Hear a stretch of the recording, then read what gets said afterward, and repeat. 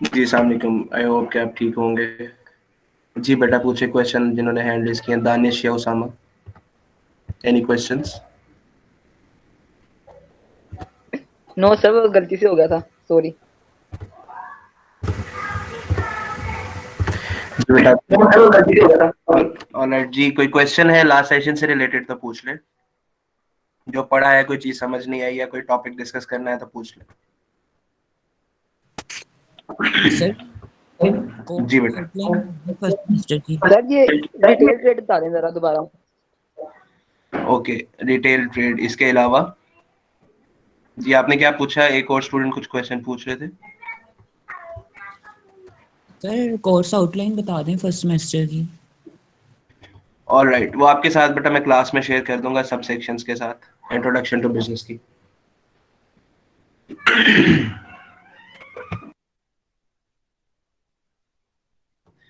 Alright, retail trade ये होता है बेटा कि जब आप एक छोटी मार्केट के अंदर या इंडिविजुअल बेसिस पे कोई चीजें या ट्रेड कर रहे होते हैं। फॉर एग्जांपल, एक बिजनेसमैन है जो कपड़ा खरीदता है, वो आजम मार्केट से जाके कपड़ा खरीदता है बहुत सारा।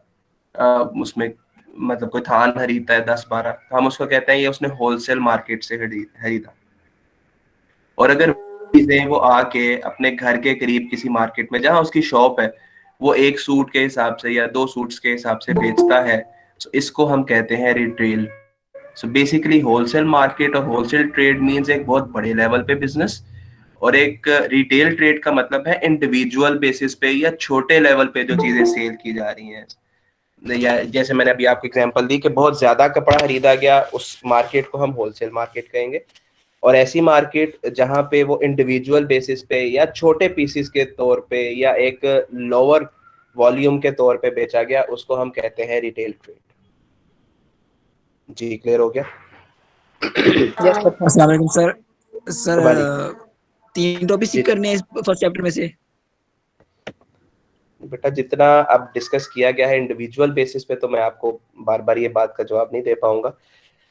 बुक अगर आपने रेगुलर क्लासेस ली हैं तो जो टॉपिक्स आपको बताए गए हैं वो कर रहे हैं आपके साथ। बहरहाल कोर्स आउटलाइन भी मैं आज ही शेयर कर दूंगा, वो आप उसमें से देख लीजिएगा। प्रैक्टिकली स्पीकिंग हमने बिजनेस पढ़ा है, कैरेक्टरिस्टिक्स ऑफ बिजनेस पढ़ा है, ऑब्जेक्टिव्स ऑफ बिजनेस पढ़ा है, डिवीजन और कंपोनेंट्स ऑफ बिजनेस पढ़ा है, और की स्टेक होल्डर्स पढ़ा है।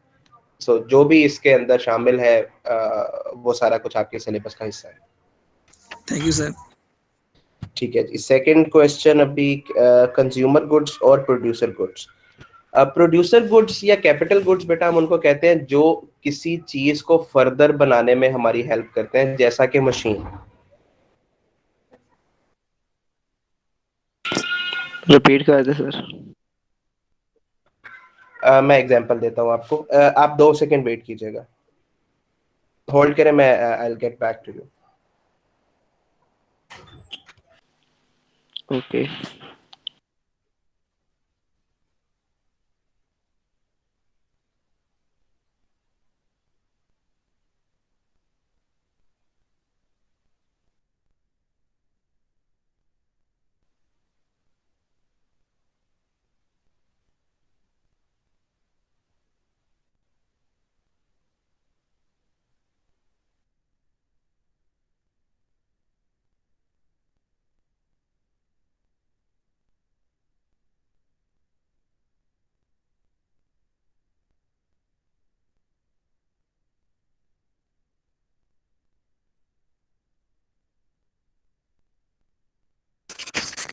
सब बच्चे अटेंडेंस लगा लो गूगल क्लासरूम पे जाके।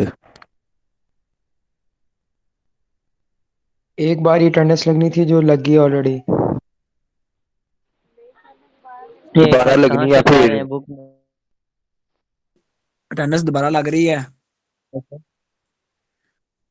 मॉर्निंग की अलग लगी थी, अब अलग लगेगी, 2 दफा लगेगी।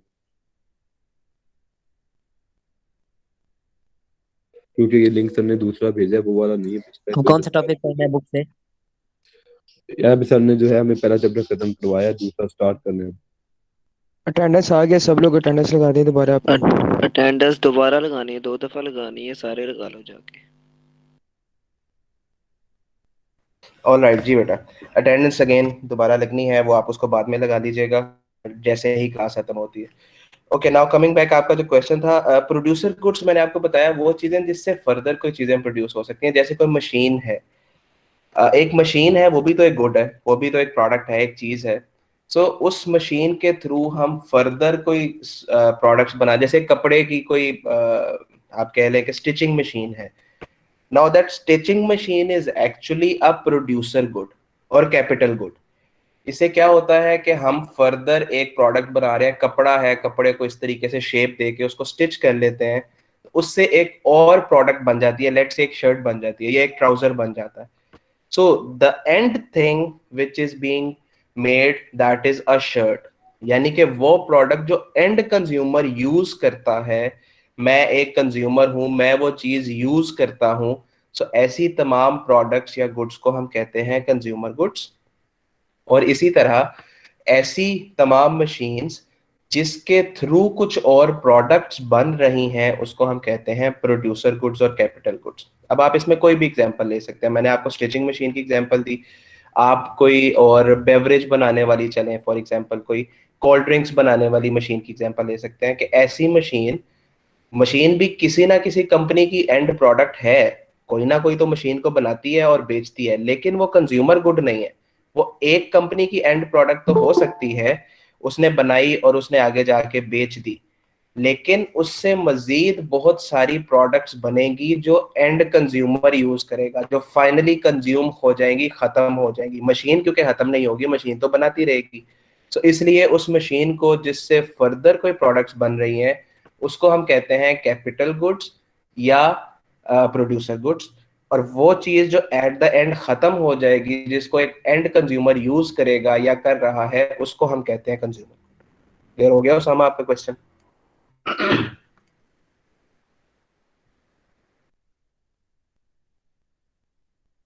जी Usama, is it clear? Move on करें या कोई एम्बिग्विटी है?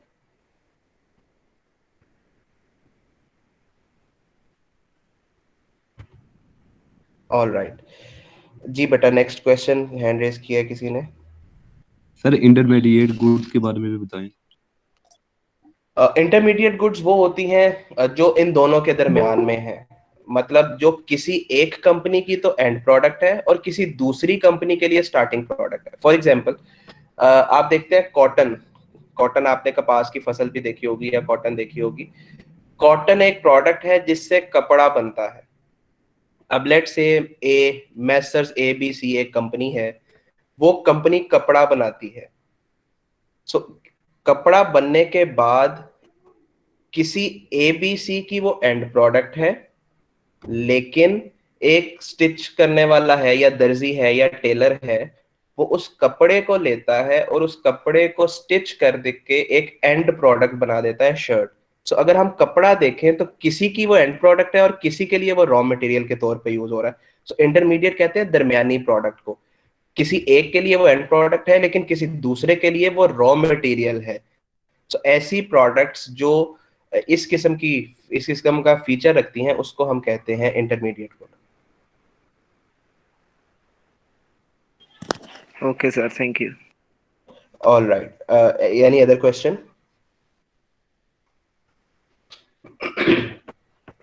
आई थिंक नो मोर क्वेश्चन।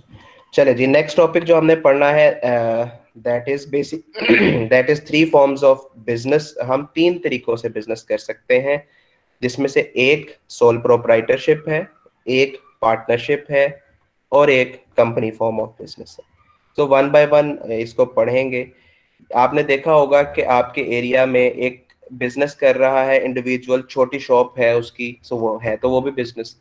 फिर आप देखते हैं कि थोड़ा बड़े लेवल पे कोई स्टोर बना हुआ है, मार्ट बना हुआ है, कोई ग्रोसरी स्टोर है, सो वो भी बिजनेस कर रहा है। फिर हम हाइपर स्टार और मेट्रो जैसे ऑर्गेनाइजेशंस भी देखती हैं, वो भी बिजनेस कर रहे हैं। सो इन बिजनेसेस ने अपने आप को किस तरीके से रजिस्टर करवाया हुआ है या किस लेवल पे काम कर रहे हैं, हमें इनको क्या कहना चाहिए टेक्निकली, ये इस हवाले से हम बिजनेस को 3 हिस्सों में डिवाइड करते हैं, जो मैंने अभी आपको बताया। एक को सोल प्रोप्राइटरशिप कहते हैं, एक को पार्टनरशिप कहते हैं और एक को कंपनी फॉर्म ऑफ बिजनेस कहते हैं। सो सबसे पहले हम पढ़ते हैं सोल प्रोप्राइटरशिप। आपके साथ एक बुक भी पेज शेयर हो रहा है। वैसे तो आपके पास सबके पास बुक्स मौजूद है, तो आप अपनी बुक से देखते रहें। इसमें आप देखें कि legal forms of business ownership in the private sector, sole proprietorship and it's characteristic. तो सोल कहते हैं एक को, इंडिविजुअल को, सिंगल को। प्रोप्राइटरशिप कहते हैं ओनरशिप को या मलकियत को। सो सोल प्रोप्राइटरशिप से हमें पता चलता है कि ऐसा बिजनेस जिसका ओनर या जिसका मालिक एक है। ठीक है, बहुत सारे ऑप्शंस मौजूद हैं, जिसमें से अभी हम पहला ऑप्शन पढ़ रहे हैं, सोल प्रोप्राइटरशिप, मतलब ऐसा बिजनेस जिसको करने वाला एक है। यहाँ पे ओनरशिप की बात हो रही है, रिस्क की बात हो रही है, या प्रॉफिट एंड लॉस शेयर करने की बात हो रही है। ऐसा हो सकता है कि एक मालिक है और उसने अपने अंडर बहुत सारे एम्प्लॉयज रखे हुए हैं, ऐसी सूरत में भी वो रहेगा सोल प्रोप्राइटरशिप ही। तो सोल प्रोप्राइटरशिप एक ऐसा बिजनेस है जिसमें एक ओनर है, यानी कि रिस्क रिवॉर्ड एक ही बंदे के पास है, वही डिसीजन मेकिंग कर रहा है, या वही प्रॉफिट लेगा या वही लॉस बेयर करेगा। सो ऐसे बिजनेस को हम सोल प्रोप्राइटरशिप कहते हैं, चाहे उसने अपने अंडर बहुत सारे लोग रखे हुए हैं। वो remember, they are employees, they are nothing to do with profit and loss. अगर बिजनेस को प्रॉफिट होता है उन्हें फिर भी सैलरी मिलनी है फिक्स्ड, और अगर बिजनेस को लॉस होता है उन्हें फिर भी फिक्स सैलरी मिलनी है। सो ऐसी सूरत या ऐसा फॉर्म ऑफ बिजनेस जिसमें रिस्क रिवॉर्ड या ओनरशिप सिर्फ एक बंदे के पास है, ऐसे बिजनेस को हम कहते हैं सोल प्रोप्राइटरशिप। अब अगर इसकी आप डेफिनेशन यहां से देखें, sole proprietorship is also called individual proprietorship और one man business. Sole proprietorship is a form of business organization in which an individual introduces his own capital. Capital हम कहते हैं उस पैसे को, जो सरमाया, वो पैसा जिससे वो बिजनेस स्टार्ट कर रहा है। Uses his own intelligence, skills in the management of its affairs। मतलब इस सारी बातों को अगर मैं समराइज करूं, इसका मतलब है वो वन मैन आर्मी है, वो खुद ही डिसीजन लेगा, उसका अकेले का पैसा मौजूद है, वो अकेला ही सारा रिस्क एंड रिवॉर्ड लेगा, वो सारा अकेला ही मैनेज करेगा पूरे बिजनेस को। सो ऐसे बिजनेस को हम कहते हैं सोल प्रोप्राइटरशिप। इसी तरह जैसे बिजनेस की कैरेक्टरिस्टिक्स पढ़ी थी, ऐसे ही सोल प्रोप्राइटरशिप की भी कुछ कैरेक्टरिस्टिक्स हैं। तो अब आप मुझसे ये डिस्कस करते जाएंगे साथ साथ, that the first characteristic of business is ownership. Ownership कितने होंगे ये मैंने आपको बता दिया। कैरेक्टरिस्टिक ऑफ सोल प्रोप्राइटरशिप क्या है, that there will be only one owner और सिंगल ओनर। अगर वो सिंगल ओनर नहीं है तो फिर वो सोल प्रोप्राइटरशिप नहीं है। Then second, management and control. So owner एक है तो मैनेजमेंट या कंट्रोल भी एक ही बंदे का होगा। तो ही और शी, जो भी ओनर है, they will be the only one who will be managing and who will be controlling all the business. Third, finance। Finance भी एक ही बंदे का होगा। मतलब ये सारी चीजें जो कैरेक्टरिस्टिक हम पढ़ रहे हैं, ये सब के सब इंडिविजुअल बिजनेस या इंडिविजुअल ओनरशिप या सोल प्रोप्राइटरशिप के हवाले से पढ़ रहे हैं, तो इसीलिए ये बाकी तमाम की तमाम चीजें जो है वो इंडिविजुअल बेसिस पे ही होंगी। सो फाइनेंस भी एक ही बंदे का होगा, जो भी पैसा लगा रहा है या जो भी सरमाया लगा रहा है या जो भी कैपिटल लगा रहा है, he will be the sole owner. Then we have risk. Risk, जब फायदा वो उठा रहा है तो फिर रिस्क भी उसका है। अगर प्रॉफिट होगा तो वो प्रॉफिट एंजॉय करेगा, और अगर लॉस होगा तो सारा लॉस भी वही बियर करेगा। Another concept is unlimited liability. ये बहुत इंपॉर्टेंट है। The sole trader is personally liable for debts of his business. The creditor can lay claim not only on the business asset but also on his personal property such as car, house, furniture to recover the loan. यहाँ पे जो बात समझने वाली है कि business और business करने वाला, यानी कि बिजनेस और ओनर दोनों सेम कंसिडर होंगे लीगली। कानून की नजर में अगर लोन या कर्जा बिजनेस ले रहा है तो वो बिजनेस ही वापस करेगा, लेकिन अगर बिजनेस इस काबिल नहीं रहा कि वो वापस कर सके, तो ऐसी सूरत में जिसने कर्जा लिया होगा यानी कि ओनर, वो अपने जाती एसेट, यानी कि उसका घर हो सकता है, गोल्ड हो सकता है, गाड़ी हो सकती है, सो जो भी उसके जाती एसेट हैं वो बेच के उसे बिजनेस का लोन वापस करना पड़ेगा। This is called unlimited liability. आपने अकाउंटिंग में एसेट्स और लाइबिलिटीज की बेसिक्स पढ़ ली होंगी। एसेट वो होते हैं जो आपको आने वाले वक्त में फायदा देते हैं, और लाइबिलिटीज वो है जिसको आने वाले वक्त में आपने पे ऑफ करना है, आपकी ऑब्लिगेशंस हैं। तो एक साइड पे एसेट्स हैं, एक साइड पे लाइबिलिटीज हैं। अगर आपकी लाइबिलिटीज आपके एसेट से पूरी हो रही हैं तो फिर तो कोई मसला नहीं है, बट ऐसी सिचुएशन जब आपकी लाइबिलिटीज ज्यादा हो गई और आपके एसेट कम हो गए, ऐसी सूरत में अनलिमिटेड लाइबिलिटी का कॉन्सेप्ट आएगा। फॉर एग्जाम्पल, आपकी लाइबिलिटीज यानी कि आपने अगले माह 1 लाख रुपया किसी को पे करना है, और उसके अगेंस्ट जो पैसा आपके पास, आपके एसेट्स हैं जो आपके पास मौजूद है, वो 50,000 रुपये। इसका मतलब है आप 50,000 शॉर्ट हैं। सो 1 लाख की लाइबिलिटी को 50,000 से पे ऑफ नहीं किया जा 1 लाख की लाइबिलिटीज को 50,000 के एसेट से पे ऑफ नहीं किया जा सकता। सो ऐसी सूरत में 1 लाख की लाइबिलिटी में से 50,000 एसेट में से पे हो गए जो बिजनेस के थे, और बाकी 50,000 अब वो ओनर अपने जाती एसेट, उसकी कोई घर था या गाड़ी थी या जो भी उसके पास गोल्ड था, जो भी पर्सनल एसेट्स थे, वो बेच के अगर वो बिजनेस का लोन पूरा कर रहा है, उसको उतार रहा है, उसको पे ऑफ कर रहा है, तो इसको हम कहते हैं अनलिमिटेड लाइबिलिटी। ठीक है। सो अगर मैं इसको समराइज करूं, that if you need to pay off your business loan with your personal asset and you are legally liable for it, that means you have unlimited liability. इस कॉन्सेप्ट में कोई question है तो मुझसे पूछ ले, क्योंकि ये मल्टीपल टाइम यूज होना है आगे भी जाके। कोई क्वेश्चन है इस कॉन्सेप्ट में तो मुझसे पूछ ले।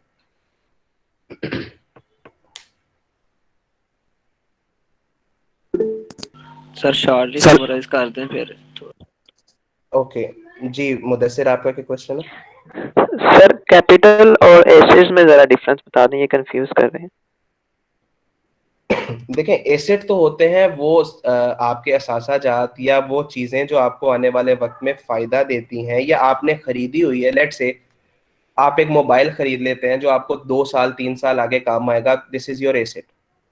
आप एक मशीन खरीद लेते हैं जो आपको एक कपड़ा बना के देगी या आपको कोई लेदर से कोई स्टिच करके कोई चीज बना के देगी, कोई गुड बना के देगी, दैट इज योर एसेट। तो ऐसी तमाम चीजें जो फ्यूचर में आपके लिए बेनिफिशियल हैं या जो आपने खरीद ली हैं और आने वाले वक्त में वो आपको पे बैक करेंगी। आपने मोबाइल खरीद लिया, वो आपको 3 साल काम देगा। आपने एक मशीन खरीद ली, वो 2 साल के लिए आपको प्रोडक्शन करके देगी। या आपने किसी को एडवांस पेमेंट कर दी, एक लेबरर था वो आपके पास उस काम करता है, आपने उसको 1 साल की एडवांस सैलरी दे दी, अब वो 1 साल तक आपको सर्विस देगा। सो एक आज की डेट से आने वाली डेट में जो चीजें आपको फायदा देंगी वो सारी आपकी एसेट कहलाती हैं, असासाजात कहलाते हैं। ऑन द अदर साइड, जो आपने कैपिटल की बात की, बिजनेस के पर्सपेक्टिव की बात हो रही है, आप ऑनर के पर्सपेक्टिव से नहीं, बिजनेस के पर्सपेक्टिव से जो बिजनेस को फायदा देंगी वो सारे एसेट्स हैं। और कैपिटल की बात करें तो बिजनेस के लिए वो जिम्मेदारी है। मतलब मैं एक बिजनेस कर रहा हूं और मैं अपने बिजनेस में 10 लाख रुपया सरमाया लगाता हूं या 10 लाख रुपया इन्वेस्ट करता हूं कैपिटल के तौर पे, तो बिजनेस की जिम्मेदारी बनती है कि मुझे वो पैसा वापस दे। सो बिजनेस के पर्सपेक्टिव से अगर आप देखें, उसकी जिम्मेदारी है कि वो मुझे पैसा वापस दे। सो इसको हम कहते हैं लायबिलिटी। ठीक है। एक साइड पे बिजनेस ने एक मशीन खरीदी है जो बिजनेस को फायदा देगी, सो वो बिजनेस का एसेट है। ऑन द अदर साइड एक चीज वो है जो बिजनेस ने मुझे वापस पे बैक करनी है, उसकी ऑब्लिगेशन है, उसकी जिम्मेदारी है, तो उसको हम कहते हैं लायबिलिटी। और capital is a part of liability of the business. इसको हम कहते हैं ओनर्स इक्विटी है, यानी कि ये वो पैसा होता है जो ओनर ने सरमाए के तौर पे लगाया होता है और सबसे एंड में पे होता है। मतलब पहले लायबिलिटीज वो पे होंगी जो एम्प्लॉइज के लिए हैं, या वो पे होंगी जो बैंक से लोन लिया हुआ है, या वो पे होगा जो किसी से उधार लिया हुआ है। और फिर उसके बाद अगर बिजनेस बंद हो रहा है तो ओनर ने जो पैसा कैपिटल के तौर पे लगाया था वो भी वापस दिया जाएगा। सो है ये लायबिलिटी, लेकिन लायबिलिटी की भी फर्दर फिर दो डिविजन्स हैं। एक ओनर्स इक्विटी कहलाती है और एक अदर लायबिलिटीज, या जिसमें हम करंट लायबिलिटी या फिक्स लायबिलिटी की बात करते हैं, लॉन्ग टर्म लायबिलिटी की बात करते हैं, वो चीज आती है। ये फर्दर डिटेल्स आप अकाउंटिंग में भी पढ़ेंगे, बट इवेंचुअली हम कहते हैं कि कैपिटल भी एक लाइबिलिटी है बिजनेस के लिए। जी जी आप क्वेश्चन क्लियर हुआ या मैं इसको फर्दर आगे एलैबोरेट करूं? Thank you sir. Okay. Okay जी, एनी अदर क्वेश्चन? जी दानिश पूछे।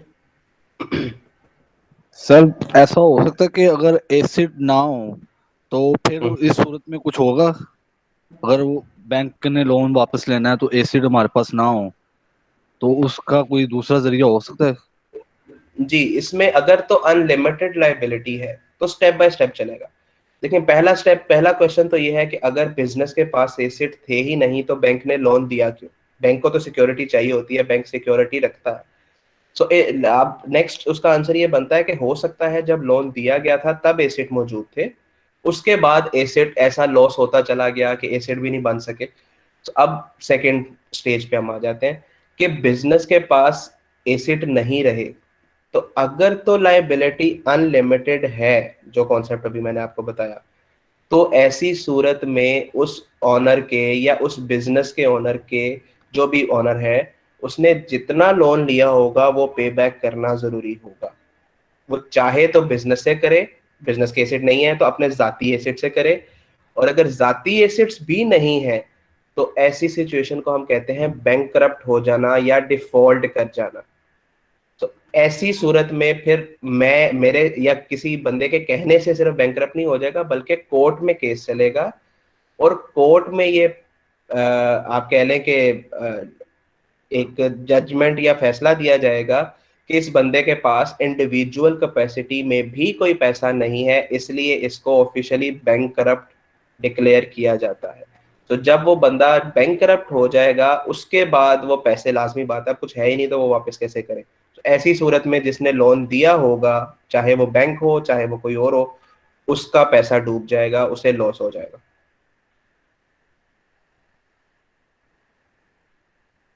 जी क्लियर ये बात? यस सर, क्लियर है सर। एक बात ये कि बैंक करप्ट अगर हो जाए तो फिर उसका नुकसान क्या होगा? किसको? मसल अगर आप बता रहे हैं ना कि वो बैंक करप्ट हो जाता है, तो जब वो बैंक करप्ट हो जाएगा तो फिर वो अपना बिजनेस दोबारा शुरू कर सकता है अगर उसके पास पैसा आ जाए, या इस तरह कोई बैंक में दोबारा लोन ले सकता है या नहीं ले सकता? ये भी क्लियर कर दे थोड़ा सा। Then it will depend upon the judgment or the decree that court has passed. हो सकता है कोर्ट ने ये जजमेंट दी हो कि अभी के लिए आप क्योंकि बैंकरप्ट हो गए, लेकिन जैसे ही आपके पास पैसा आएगा आप ये पैसा वापस देने के मजाज हैं। अगर ऐसा फैसला है तो फिर उसके मुताबिक अमल होगा। अगर ये है कि बैंक करप्ट हो गया है, पैसा आने के कोई चांसेस नहीं है, पैसा नहीं आ सकता, सो ऐसी सूरत में ऑब्वियसली वो पैसा नहीं आएगा और ना ही कोई पैसा किसी भी क्रेडिटर को वापस किया जाएगा। और तीसरी एक शेप ये हो सकती है कि जो नॉर्मली अगर करप्शन करनी है तो होती है कि कर्जा आप ले लेते हैं अपने नाम की बेस पे, कुछ जायदाद आपके पास होती है, लेकिन ज्यादातर जायदाद आपने किसी और के नाम पे कराई होती है। अपने बच्चों के नाम पे हो सकती है या किसी दूसरे, जैसे आप पिछली न्यूज अगर देखते हैं तो उसमें आपने सुना होगा कि जी फलानी पार्टी के जो पैसे हैं वो एक रेडी वाले के पास रखवाए गए या किसी शॉपकीपर के नाम पे रखवाए गए। एक आम बंदा है, लेट्स से एक शू मेकर है और उसके अकाउंट में 1 अरब रुपया निकल आया। सो जब करप्शन करनी होती है तो प्रैक्टिकली ऐसा होता है कि पैसा या जायदाद अपने नाम पे बनाई ही नहीं जाती, वो किसी के नाम पे बनाई जाती है। तो बट कोर्ट है ये देखना है कि आपके जाती नाम पे क्या क्या प्रॉपर्टीज हैं, क्या क्या बैंक बैलेंसेस हैं, क्या क्या अकाउंट्स हैं, कितना पैसा पड़ा है। तो अगर आपके पास से पैसा खत्म हो गया तो फिर कोर्ट फैसला करने की पाबंद है। कोर्ट जो फैसला करेगी वही फाइनल होगा। हो सकता है कोर्ट ये कह दे कि आपके पास अगले 10 साल में जितना भी पैसा आएगा आप उसकी लेट से 70 और 80% अपने क्रेडिटर को वापस देने के पाबंद है। So, ऐसी सूरत में वो पैसा वापस दिया जाएगा। So court's decision will be the final decision. ठीक है? यस सर, बहुत शुक्रिया। ओके जी, एनी अदर क्वेश्चन? जी हफ्सा।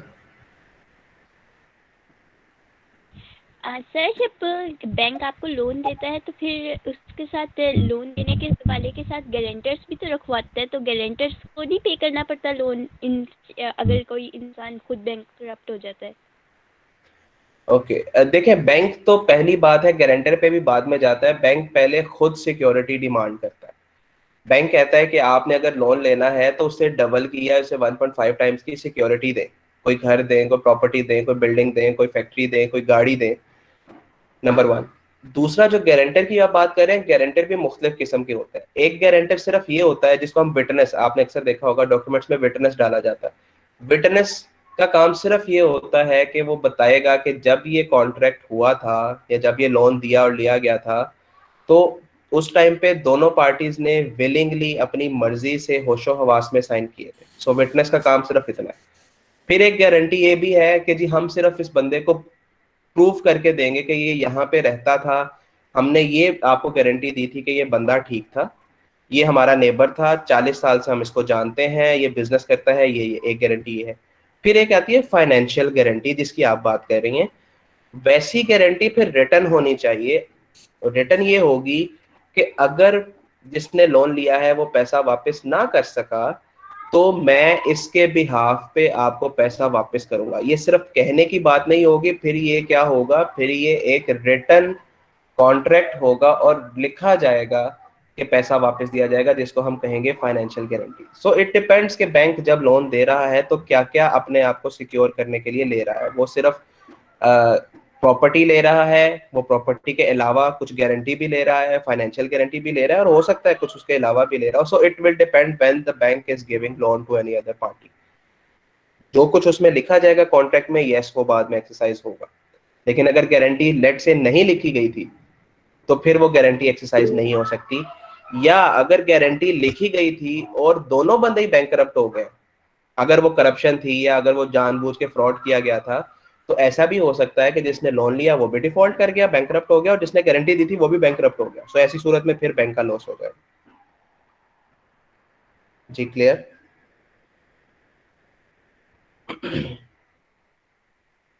जी any other question? Yes sir.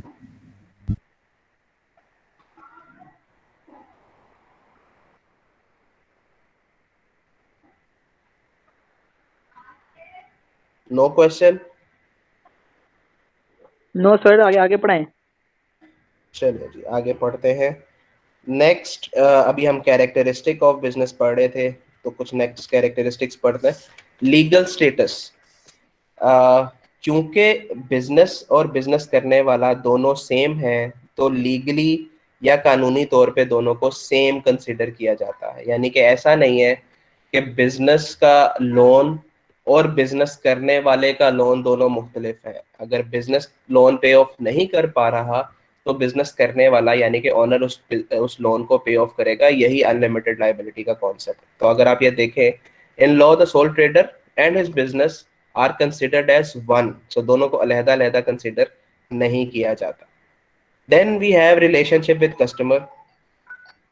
अब रिलेशनशिप विद कस्टमर की बात करते हैं तो क्योंकि डायरेक्ट रिलेशनशिप है, एक ही ओनर है, एक ही रिस्क रिवॉर्ड ले रहा है, तो ऐसी सूरत में डायरेक्ट रिलेशनशिप ये फायदेमंद भी हो सकता है और नुकसान भी हो सकता है। ठीक है, मतलब अगर आप अपने कस्टमर्स के साथ अच्छा रिलेशनशिप रखेंगे तो इससे आपकी गुडविल बनेगी, आपके कस्टमर्स रिटेन्ड रहेंगे, आपके कस्टमर्स सिर्फ आप ही के रहेंगे, लॉयल रहेंगे। और अगर आपका बिहेवियर अच्छा नहीं है तो ऐसी सूरत में आपके कस्टमर्स लॉयल नहीं रहेंगे। सो यही कैरेक्टरिस्टिक्स आगे जाके एडवांटेजेस और डिसएडवांटेजेस में कन्वर्ट होंगी। सो आप कॉन्सेप्ट समझ लें, फिर एडवांटेज में भी इस पॉइंट को लिख सकते हैं और डिसएडवांटेज में भी लिख सकते हैं। Then we have no legal formalities. ये नो नहीं होना चाहिए, इसको काट के लिख दें less legal formalities. Legal formalities का मतलब है कुछ बिजनेसेस ऐसे होते हैं जहां पे बहुत सारे लाइसेंसेस चाहिए, बहुत सारी फॉर्मेलिटीज हैं, बहुत सारी परमिशंस हैं। तो ऐसी सूरत में अगर हम सोल प्रोप्राइटरशिप की बात करते हैं तो बहुत कम फॉर्मेलिटीज हैं। जैसे अगर आपने एक शॉप बनानी है मोहल्ले में या एरिया में तो आपको ज्यादा से ज्यादा एक सोसाइटी से अप्रूवल लेनी पड़ेगी या एलडीए से कुछ कमर्शियल एरिया की अप्रूवल होती है, वो लेनी पड़ेगी। दैट्स इट, आप बिजनेस कर सकते हैं। लेकिन कुछ बिजनेसेस ऐसे हैं जैसे बड़े कंपनी बनानी है, तो कंपनी बनाने के लिए आपको रजिस्ट्रार ऑफ कंपनी से या एससीसीपी से या बहुत सारे लीगल फॉर्मेलिटीज हैं जो कंप्लीट करनी पड़ती हैं। तो सोल प्रोप्राइटरशिप के अंदर लेसर लीगल फॉर्मेलिटीज हैं। दिस लीगल है लेकिन कम ऐसे अप्रूवल्स या लाइसेंसेस या फॉर्मेलिटीज पूरी करनी पड़ती है। इसको मैं कह सकता हूँ कि बिजनेस को स्टार्ट करना कंपैरेटिवली पार्टनरशिप और कंपनी की निस्बत आसान है। Then we have ease of dissolution. Dissolution कहते हैं जी डिसॉल्व करने को, खत्म करने को, वाइंड अप करने को।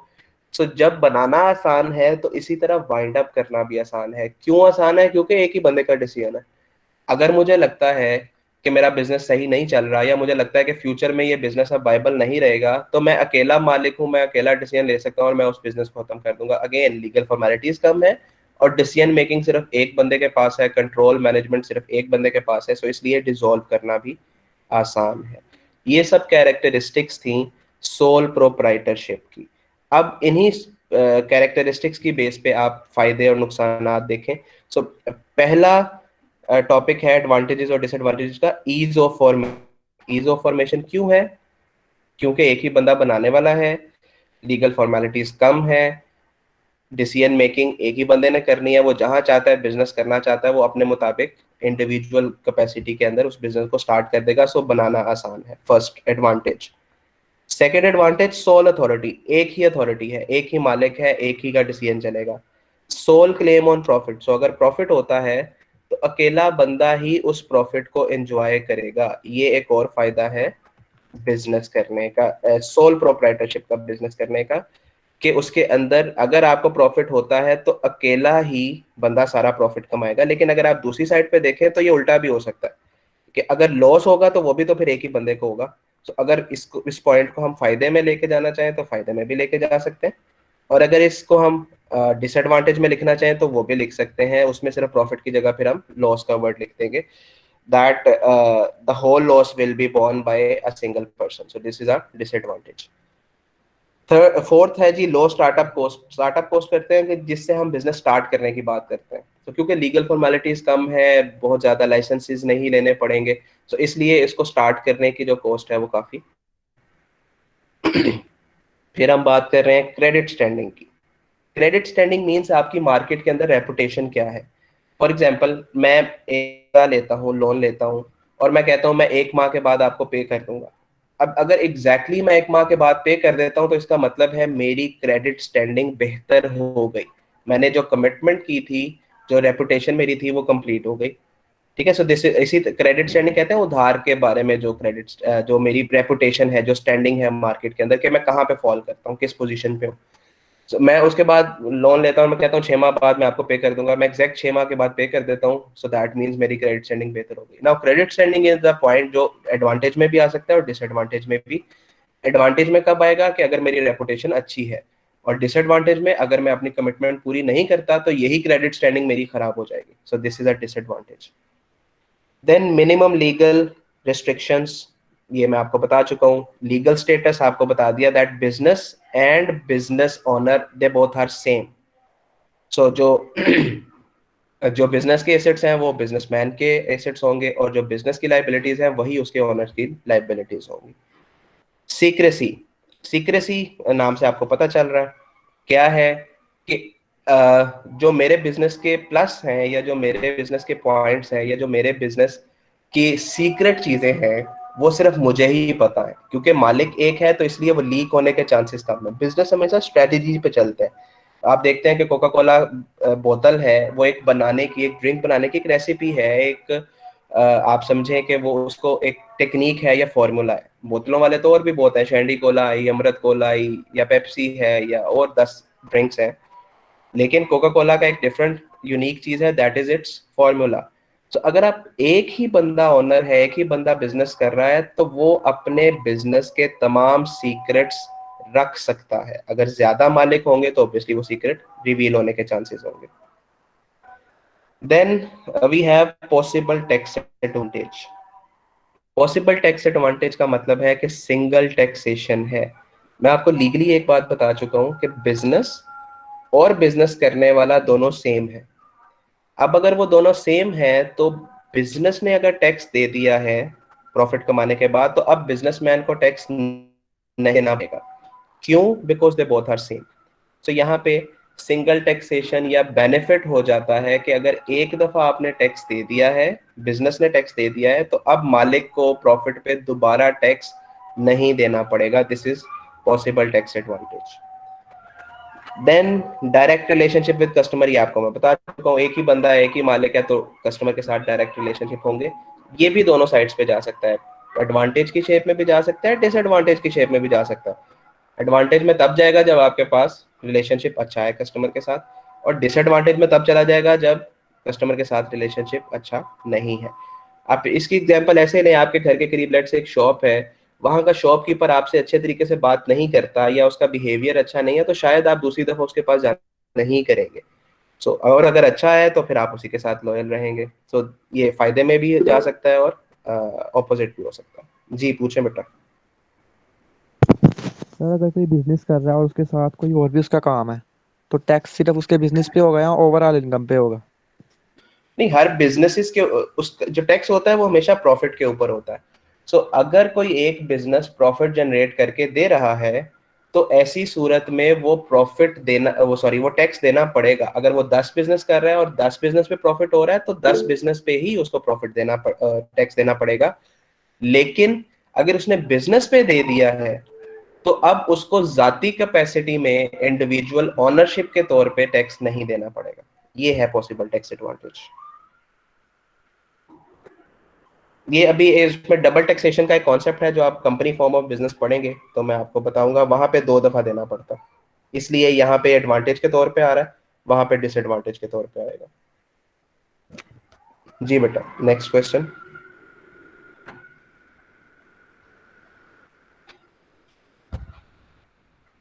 No question. Then we have power to start and close the business. ये मैं आपको बता चुका हूँ कि जब आप मर्जी आप बिजनेस स्टार्ट करें, जब मर्जी आप क्लोज कर लें बिजनेस को, because you are the sole authority, you have all the management and control, तो आप ही डिसाइड करेंगे। Then benefit of inherited goodwill. Goodwill कहते हैं जो आपकी अच्छी रेपुटेशन है। इनहेरिटेड गुडविल, लेट्स से एक बंदा बिजनेस कर रहा है और खुदा न खास्ता किसी की डेथ हो जाती है और वो बिजनेस उसके बच्चे आगे से इनहेरिट कर लेते हैं या उसको कंटिन्यू करते हैं, तो आपने सुना होगा कि इसके अबू बड़े अच्छे थे तो ये भी अच्छा होगा। सो this is the benefit of sole proprietorship कि एक ही ओनर होता है, जब वो ओनर से इनहेरिट हो जाता है उनके बच्चों को बिजनेस, तो वही गुडविल या वही अच्छी रेपुटेशन उनको भी आगे मिल जाती है। सो this is again an advantage. Reducing concentration of wealth. Concentration कहते हैं एक जगह पे मरकूज हो जाना या एक ही जगह पे रह जाना। अब आप देखें, अगर कोई बहुत बड़ा बिजनेस है तो सारे का सारा पैसा उसी के पास जाता जा रहा है, जिसको हम कहते हैं, जैसे हमने वास्ट इनइक्वालिटी ऑफ बिजनेस पढ़ा था या वास्ट इनइक्वालिटी ऑफ वेल्थ पढ़ा था डिसएडवांटेज ऑफ बिजनेस में, कि बड़े बड़े बिजनेसेस जो हैं वही सारा प्रॉफिट जो है वो लेते जाते हैं। लेकिन जब हर बंदा सोल प्रोप्राइटर के तौर पे काम करेगा, जब हर बंदा एक इंडिविजुअल बिजनेसमैन के तौर पे काम करेगा, तो मार्केट तो वही है ना, लोगों ने तो खरीदना है। तो वो पैसा या वो सेल जो सिर्फ एक बड़े बिजनेस को जाती थी अब छोटे छोटे बिजनेसेस में जाएगी, तो कॉन्सेंट्रेशन ऑफ वेल्थ जो है वो कम होना शुरू हो जाएगी। पैसा एक बिजनेस की बजाय बहुत सारे छोटे छोटे बिजनेसेस में बंटता चला जाएगा। सो this is again an advantage. Self employment, कि आपको जॉब नहीं करनी है, आपको सैलरी नहीं कमानी, बल्कि आप खुद एम्प्लॉयड है, आप जो पैसा कमाना चाहें आप खुद कमा सकते हैं। Development of personal qualities means कि जब आप खुद ही मालिक हैं, खुद ही मैनेजमेंट कर रहे हैं, खुद ही कंट्रोल कर रहे हैं, तो इसका मतलब ये है कि सारा जो क्वालिटीज हैं आपकी मैनेजमेंट करने की, कंट्रोल करने की, मार्केटिंग की, ह्यूमन रिसोर्स की, फाइनेंस की, वो बेहतर होती चली जाएगी, यानी कि आप में ग्रूमिंग होती चली जाएगी। Advantage. And lastly social benefit. 3 किस्म के लिखे गए हैं, बल्कि 2 किस्म के लिखे गए हैं। It makes an individual financially independent, कि आप किसी पे इंडिपेंडेंट नहीं है, आप खुद बिजनेस कर रहे हैं, बल्कि आपकी वजह से हो सकता है आप और भी बहुत सारे लोगों को एम्प्लॉइज रख लें, आप और भी बहुत सारे खानदानों को चला लें। और दूसरा कि ये आपके अंदर एक करेज पैदा करता है इनिशिएटिव लेने की। ऑब्वियसली कि आप जब अकेले ही बिजनेस कर रहे हैं, अकेले ही मैनेज कर रहे हैं, अकेले ही कंट्रोल कर रहे हैं, तो बहुत स्ट्रॉन्ग डिसीजन मेकिंग होनी चाहिए। सो जैसे जैसे आपका बिजनेस मैच्योर होता चला जाएगा, बेहतर होता चला जाएगा, आपकी पर्सनल क्वालिटीज भी बेहतर होती चली जाएंगी जो सोसाइटी को भी फायदा देंगी। So these are called social benefits. जी यहाँ तक कोई क्वेश्चन? सर मुझे पूछना था कि अभी जिस तरह आपने बताया गुडविल वाला, तो अकाउंटिंग में हमने ये पढ़ा था कि ज़रूरी नहीं होता कि मतलब अगर एक बंदा जो है वो बिजनेस कर रहा है, समझे सोल प्रोप्राइटरशिप में वो एक शॉपकीपर है, अगर उसकी डेथ हो जाती है तो उसके जो बच्चे हैं वो भी मतलब यही बिजनेस कैरी ऑन करेंगे। बिल्कुल ठीक है, yes it's true. So again this can, मैंने आपको इससे फर्दर भी एक बात बताई कि ये भी हो सकता है कि यही चीज फायदे में चली जाए, यही चीज डिसएडवांटेज में चली जाए, और लाजमी नहीं है कि वो बिजनेस कैरी ऑन भी हो। सो दिस इज अ कैरेक्टरिस्टिक। जैसे पंखा है फॉर एग्जांपल, पंखे की कैरेक्टरिस्टिक है वो हवा देता है। अब ये नहीं हो सकता कि वो हर टाइम हवा दे, आप उसको ऑन करेंगे तो हवा देगा, हो सकता है वो खराब हो। जैसे all these things are embedded. Similarly goodwill की बात करें तो गुडविल की एक कैरेक्टरिस्टिक है कि अगर आपकी गुडविल अच्छी है मार्केट में तो आपके बच्चों को या जो भी फर्दर इनहेरिट कर रहे हैं उस बिजनेस को, उसको फायदा हो सकता है, बट लाजमी नहीं है कि फायदा हो। अगर आप वो बिजनेस कैरी ऑन नहीं करते, that means that's it, goodwill खत्म, या गुडविल मेंटेन रही, आपने बिजनेस को कैरी ऑन ही नहीं किया, तो जस्ट आपकी एक अच्छी मार्केट में रेपुटेशन है। अगर आप उसको फर्दर इनहेरिट कर रहे हैं, अच्छी रेपुटेशन है, तो वो गुडविल आपको भी फायदा देगी। और अगर बिल्कुल ऑपोजिट है कि रेपुटेशन अच्छी नहीं थी, गुडविल अच्छी नहीं थी, तो अब ये एडवांटेज नहीं रहेगा, ये डिसएडवांटेज बन जाएगा कि जो गुडविल आपने इनहेरिट करनी थी वो एक्चुअली गुडविल थी ही नहीं, वो नोटोरियस या कोई ऐसी चीज थी जिससे आपको नुकसान हो सकता है। तो ऐसे मामले में बेहतरी ये है कि आप उस बिजनेस को कैरी ऑन ना करें, बल्कि एक नए बिजनेस को कैरी ऑन करें, ताकि आपके बिजनेस को वो नुकसान ना पहुंचाए या नेगेटिव इमेज ना क्रिएट करे। जी पूछे नेक्स्ट क्वेश्चन मुनीब। सर ये रिड्यूसिंग कंसंट्रेशन ऑफ वेल्थ की सेकंड लाइन लिखी हुई है, it gives wider distribution of business ownership in the country. जी बिल्कुल, देखें ना, अगर अगर सोल प्रोप्राइटर्स ना हो तो क्या होगा, एक ही बड़ा बिजनेस होगा जो बहुत ज्यादा मार्केट से चंक लेता जाएगा। या चल एग्जांपल देता हूँ, आपकी यूनिवर्सिटी में लेट से एक ही कैंटीन है और बाहर से खाना लाना अलाउ नहीं है, तो क्या होगा, सबके सब जो पैसे हैं या सारा जो बिजनेस है, जो सेल है, जो प्रॉफिटेबिलिटी है, वो सिर्फ एक कैंटीन वाले को जाएगी। और अगर आपकी यूनिवर्सिटी में लेट से 5 कैंटीन बन जाती हैं, तो अब क्या है, अब कुछ बच्चे एक ए कैंटीन के पास जाएंगे, कुछ बी के पास, कुछ सी के पास, कुछ डी के पास, तो क्या होगा, कॉन्सेंट्रेशन ऑफ वेल्थ जो है वो कम होती जाएगी। तो इसी तरीके से यही काम अगर आप सोसाइटी पे अप्लाई कर दें, जब बहुत ज्यादा लोग बिजनेस करेंगे, सोल प्रोप्राइटर के तौर पे करेंगे, तो वो जो पैसा इकट्ठा होना था या वो जो बिजनेस एक लिमिटेड सर्कल में रहना था, अब वो एक्सपैंड होगा और पूरी सोसाइटी में या मुल्क में फैलता चला जाएगा।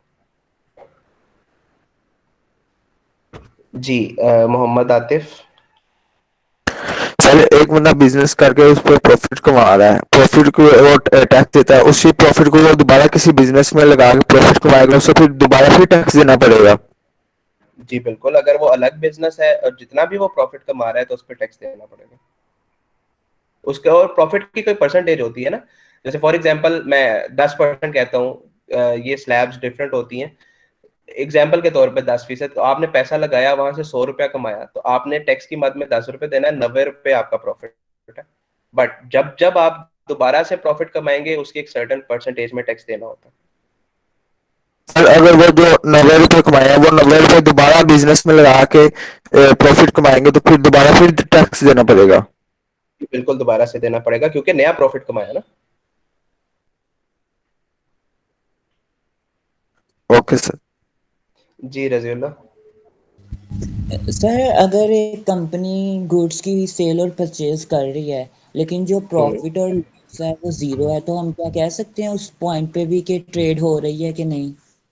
जी ट्रेड तो हो रही है, ट्रेड का ताल्लुक सेलिंग बाइंग के साथ है, प्रॉफिटेबिलिटी के साथ नहीं है। Okay sir, thank you. जी एनी अदर क्वेश्चन पूछे अंश। टॉपिक्स आउटलाइन कर दें फिर से सर। सर अगर ये फर्ज करेंगे यानी कि एक ही होना है, ठीक है, किसी भी वजह से उसकी डेथ हो जाती है, तो उसका कोई यानी कि बच्चे आगे नहीं, तो फिर उसका बिजनेस का क्या चलेगा आगे? मैं आपका क्वेश्चन नहीं समझ पाया, रिपीट करें। अगर एक बिजनेस है उसकी डेथ हो जाती है तो उसका कोई बच्चे भी नहीं है आगे, ठीक है, तो यानी कि उसका फिर बिजनेस उसको दिया जाएगा, उसका कोई बच्चा नहीं आएगा? नहीं नहीं ऐसा नहीं है। वो देखें, business is separate thing, legal inheritance is different thing. अब अगर कोई बिजनेस चल रहा है तो उसका लीगली, आप माइक म्यूट कर दें, लीगली उसकी इनहेरिटेंस में है, कोई ना कोई तो होगा ना। आप इस्लामिक लॉ, हमारे मुल्क में जो मुस्लिम लॉ चलता है उसके मुताबिक जो भी सेग्रीगेशन है उसको वो प्रॉफिटेबिलिटी या उसके बिजनेस का पैसा दे दिया जाएगा। जैसे आपने सुना कि बेटों को इतना दिया जाता है, बेटियों को इतना दिया जाता है, बहनों को, भाइयों को वो नहीं है तो फिर फर्दर। सो वो एक कैटेगराइजेशन मौजूद है, वो एक डिफरेंट लॉ, वो उसका ताल्लुक बिजनेस से नहीं है, उसका ताल्लुक मुस्लिम लॉ से है कि किस लॉ के अकॉर्डिंग हम अपनी इनहेरिटेंस फर्दर डिवाइड कर रहे हैं। सो वो उस लॉ के मुताबिक वो जो भी इनहेरिटेंस है वो डिवाइड कर दी जाएगी, या जो भी प्रॉपर्टी है वो डिवाइड कर दी जाएगी। अब चाहे वो बिजनेस हो, चाहे वो घर हो, चाहे वो गाड़ी हो, चाहे वो बैंक बैलेंस हो, जो भी होगा वो एज पर लॉ उसकी इनहेरिटेंस में डिवाइड कर दिया जाएगा। जी, any other question?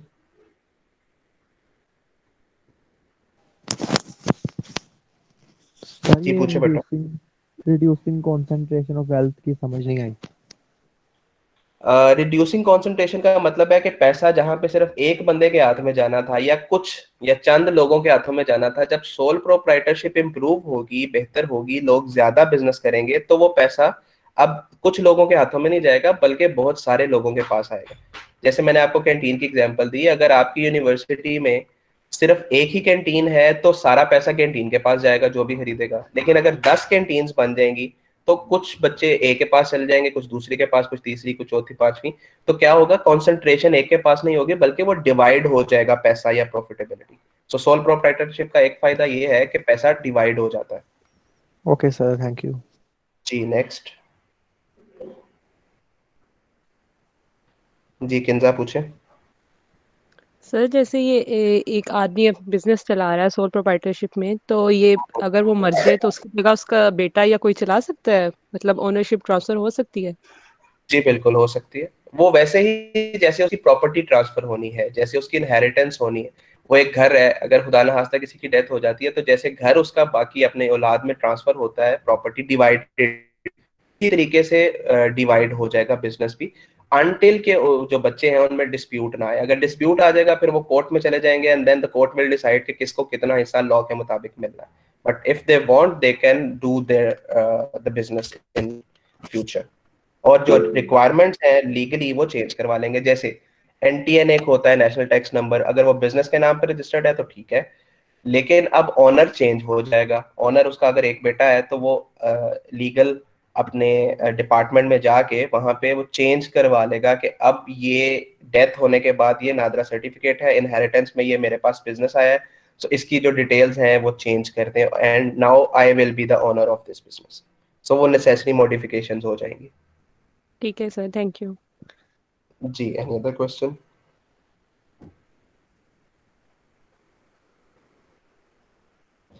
Okay Noor, आपका क्वेश्चन है कि अगर हम लोन लेते हैं फॉर बिजनेस और गारंटी के तौर पे कोई प्रॉपर्टी देते हैं तो हम किसी इमरजेंसी में घर सेल कर सकते हैं। Now the question, it will depend upon the lender कि वो आपको अलाउ करेगा कि नहीं करेगा।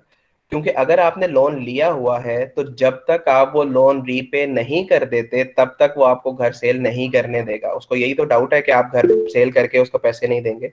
तो ऐसी सूरत में क्या है कि अगर आपका लेंडर, जिसको हम क्रेडिटर कहते हैं, कि अगर वो खुद सेल करता है और वो कहता है कि जितना सेल होगा मैं अपना लोन रिकवर कर लूंगा और बाकी पैसे आपको दे दूंगा, तो ऐसी सूरत में वो सेल कर सकता है।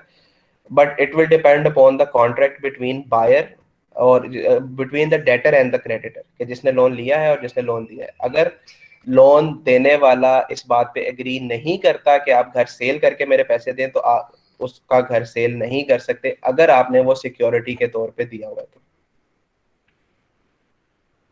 Irrespective of emergency. ओके, अगर ओनर मर जाता है तो बिजनेस ट्रांसफर होगा, उसकी रजिस्ट्रेशन दोबारा करानी पड़ेगी? नहीं, रजिस्ट्रेशन अगर बिजनेस की दोबारा नहीं करानी पड़ेगी। रजिस्ट्रेशन अगर हुई है तो उसके अंदर मॉडिफिकेशन होगी, अल्टरेशन होगी, या जैसे ऑनर चेंज हो गया तो एक नए ऑनर के तौर पे उसका नाम रजिस्टर कर लिया जाएगा, बट बिजनेस वही रहेगा, या बिजनेस का नाम दोबारा से रजिस्टर कराने की जरूरत नहीं है।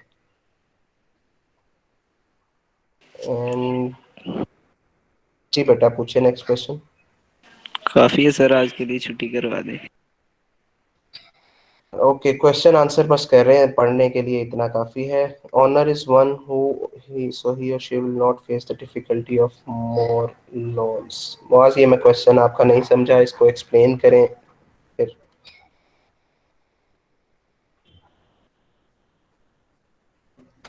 अच्छा हमजा, आपका जो क्वेश्चन है अकॉर्डिंग टू इस्लाम, देखें जब बिजनेस की बात हम कर रहे हैं तो हम सिर्फ इस्लामिक लॉ नहीं पढ़ रहे या हम सिर्फ इस्लामिक बिजनेसेस नहीं पढ़ रहे, हम जनरल पढ़ रहे हैं। और इस्लाम के अंदर तो यस यू आर राइट, अगर प्रॉफिटेबिलिटी शेयरिंग है तो फिर लॉ शेयरिंग भी हो सकती है। इस हवाले से पाकिस्तान में क्योंकि बिजनेसेस के लिए इस्लामिक लॉ एप्लीकेबल नहीं होता, सो बिजनेस के रूल्स डिफरेंट हैं और बिजनेस में एग्रीड रेशो के मुताबिक प्रॉफिट एंड लॉस डिस्ट्रीब्यूट होता है। या ऐसा भी हो सकता है कि सिर्फ एक बंदे को प्रॉफिट हो रहा है, एक बंदे को 0% लॉस है, यानी कि वो लॉस शेयर भी नहीं कर रहा।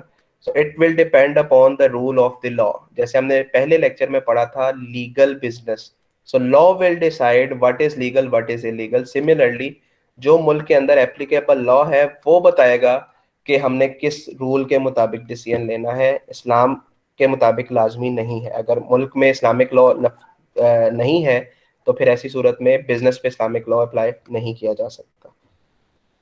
और शकीला का क्वेश्चन है, अगर एक बंदा सोल प्रोप्राइटर है मगर उसके इलाके में और भी लोगों ने बिजनेस स्टार्ट कर दिया तो रिड्यूस कंसंट्रेशन कैसे होगी? देखें, सोल प्रोप्राइटर अगर एक बंदा है और बाकी भी बहुत सारे सोल प्रोप्राइटर अपना अपना बिजनेस करते हैं सेम चीज का, तो वो उसी मार्केट में अपना अपना प्रॉफिटेबिलिटी का चंक लेंगे। चलें एग्जांपल आसान से लेते हैं। आप के एरिया में एक कपड़े शॉप, एक शॉप है जो कपड़ा बेचती है, या जो आप कह लें कि उसको क्लॉथ कपड़ों के हवाले से वो बेचती है। अब अगर वो एक ही दुकान है तो पूरा एरिया उसी से जाके खरीदेगा, तो क्या होगा, सारा पैसा सारा हो जाएगा। अगर उसके साथ ही 10 दुकानें और बन जाती हैं तो अब लाजमी तो नहीं है सारे उसी के पास जाए, कुछ हो सकता है दूसरी दुकान पे चले जाए, कोई तीसरी कोई चौथी। तो क्या होगा कि जो जो खरीदार होंगे वो मुख्तलिफ जगहों पे सेल जनरेट करेंगे और वो पैसा मुख्तलिफ जगहों पे डिवाइड हो जाएगा। सेल के पर्सपेक्टिव से बात कर रहा हूँ, सेल होगी तो उसी तरीके से फिर प्रॉफिट या लॉस निकलता है। और मुआज, आपका क्वेश्चन है, ओनर एक है तो उसके प्रॉब्लम फेस नहीं कर पड़ेगी अपना बिजनेस करने में?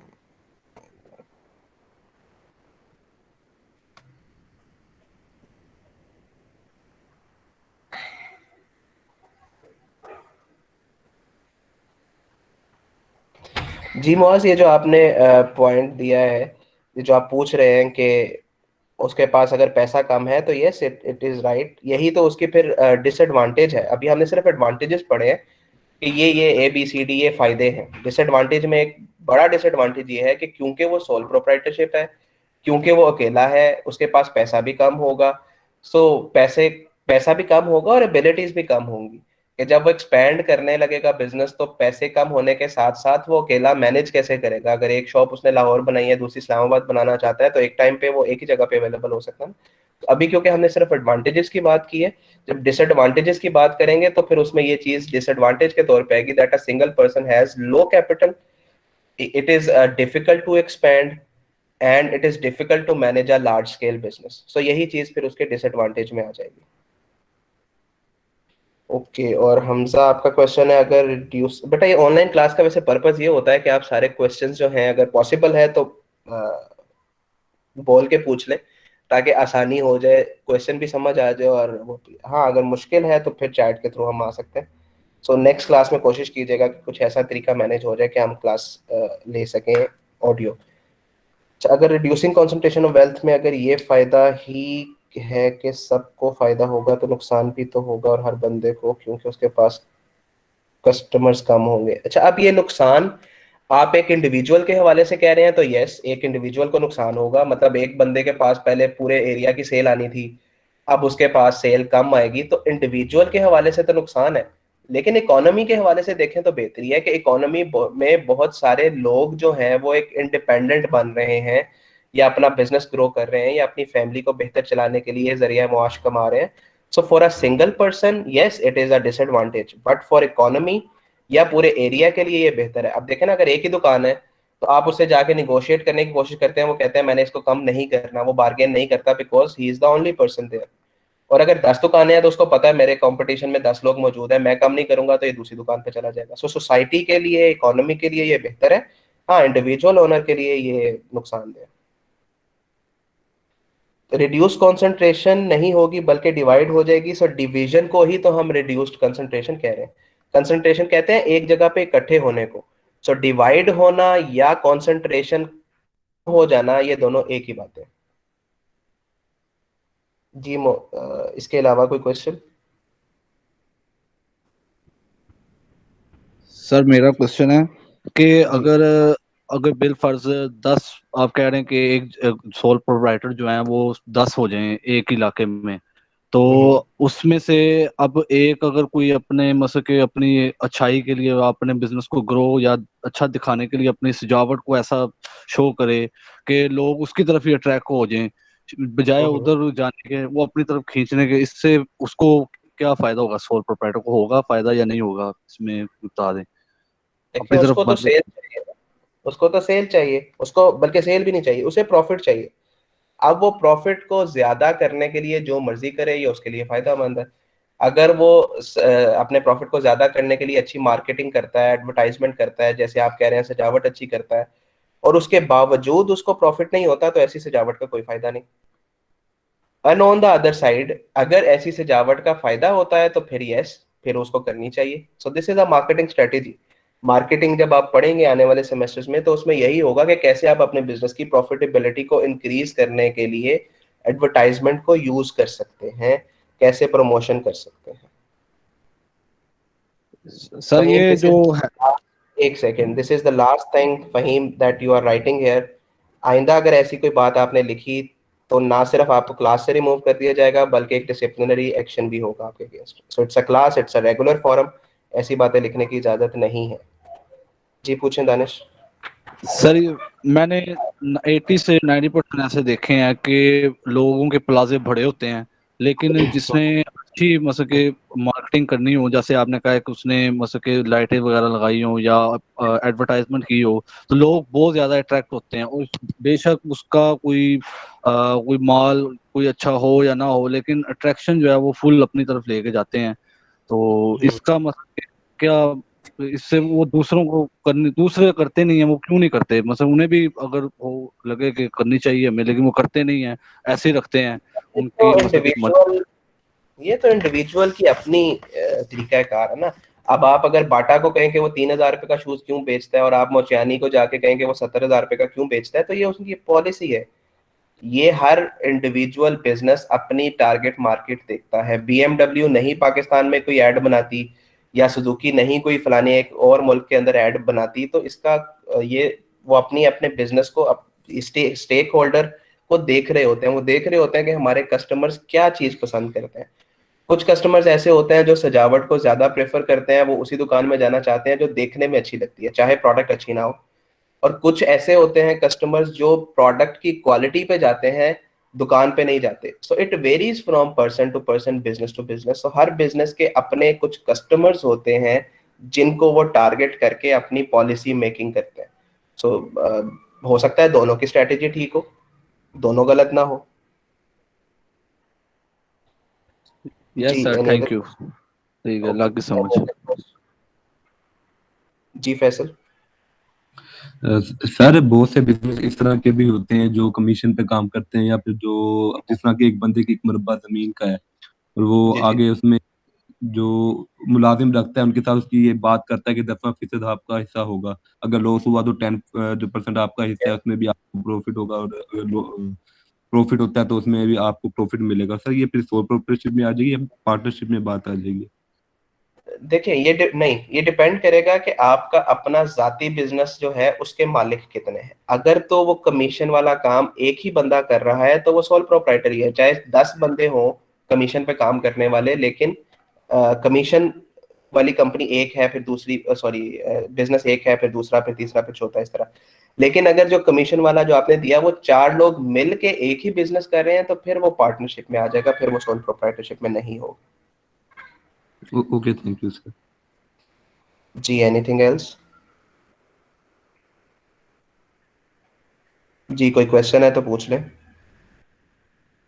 सर अगर एक जो है सोल प्रोप्राइटर है, उसने आगे अपने रखे हुए हैं बंदे मतलब के काम करने के लिए, कोई ऑफिस बॉय इस तरह टाइप के, तो वो प्रॉफिट से उनको कुछ दे, और वो ऑफिस बॉय भी अब इस काबिल हो जाए कि इसके साथ पार्टनरशिप करनी है, तो वो कर सकते हैं मतलब कि इस तरह के उनके साथ मिला सकते हैं उसको सोल जी ये प्रोप्राइटर के साथ? दो पार्टीज का डिसीजन है, वो करना चाहे तो कर सकते हैं, नहीं करना चाहे तो वैसे ही करेंगे। So it will depend upon the persons who are making contract.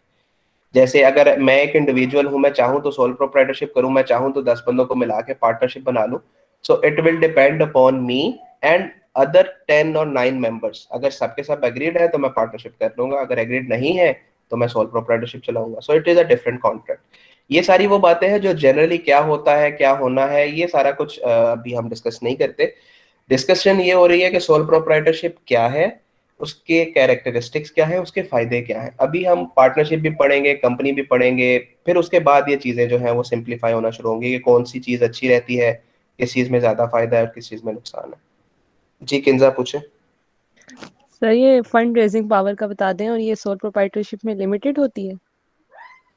Unlimited होती है। लाइबिलिटी की बात की आपने? नहीं सर, फंड रेजिंग पावर जो होती है ये क्या होती है? फंड रेजिंग पावर के आपने पैसा कहाँ से इकट्ठा करना है। अब पैसा इकट्ठा करने के लिए आप अकेले ही हैं और कोई नहीं है आपके साथ, तो यस ये लिमिटेड का मतलब ये है कि कम है आपके पास।